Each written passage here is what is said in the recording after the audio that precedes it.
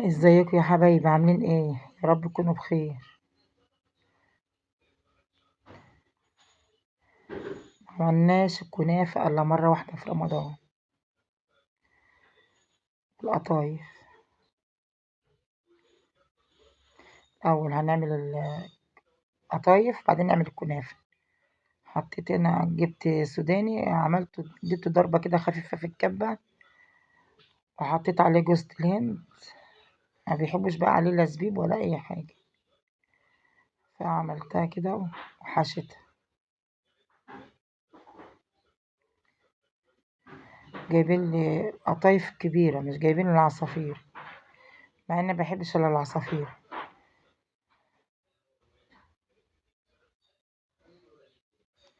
احشيها بقى كده معاكم، وبعدين بعد كده بقى نخش على العمل. انا عامله شربات، عامله كيس سكر، حط عليه كوبايتين، 3 كوبايات ميه، وعصرة ليمونة، وفانيليا، كيسين فانيليا.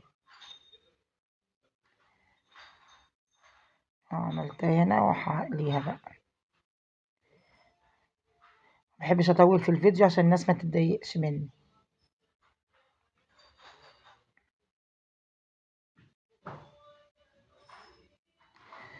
وكل سنة وانتوا كلكم طيبين. متنسونيش في اللايك والشير. والله انا كنت طول اخر رمضان كنت تقريبا تايهة وتعبانة، معرفش في توهان كده كان جايلي. أعمل فيديوهات وما نزلهاش، عاملة فيديوهات كذا فيديو ما نزلتوش، فمش مشكلة بقى.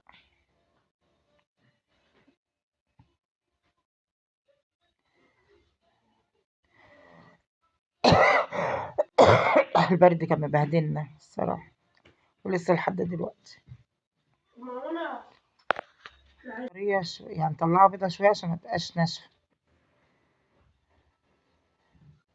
بس برضو ما عجبتنيش.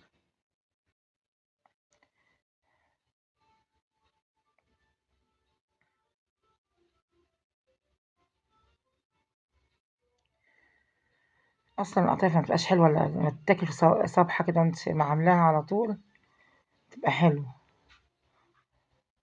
أسيبها بقى شوية في الشربات كده، تشرب شربات اللي هي عايزاه، وبعد كده أحطها في المصفى.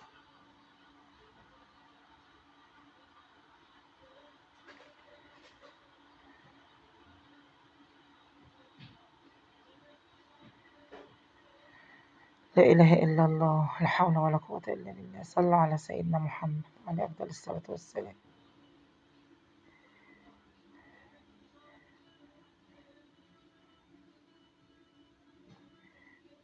هتاخد بقى في الشربات بقى، تطلعها، حطها في المصفى. جميلة. الحمد لله. كده بقى خلصنا. حطيتها في الطبق كده، ولا بيحبوا عليها جوز الهند من فوق ولا أي زينة، هي كده.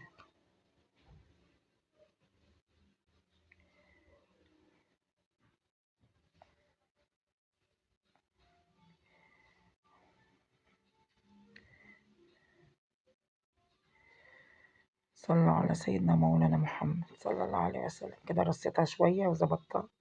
يلا كل سنة وانتم طيبين، ومع ألف مليون سلام.